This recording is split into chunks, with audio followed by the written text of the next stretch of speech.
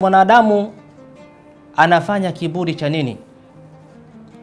Kama asili ya mwanadamu ni maji ambayo ukiyashika hivi mkononi yanakuwa ni machafu, huyatamani hata kuyaangalia.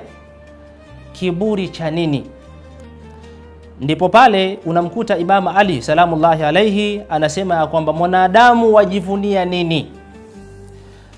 Asili yako mwanadamu ni maji machafu, halafu wewe mwanadamu watembea na uchafu tumboni. Halafu wewe mwanadamu baada ya kufa utageuka na kuwa mzoga unaotoa harufu mbaya sana. Kwa nini ujisifu, ujigambe kwa mali, kwa kipaji ulichopewa, uwe na kiburi? Yote haya ni mambo yanayopita, utayaacha hapa hapa duniani. Na Mungu anasema awalam yara al-insanu anna khalaqnahu min nutfatin fa idha huwa khasimun mubin.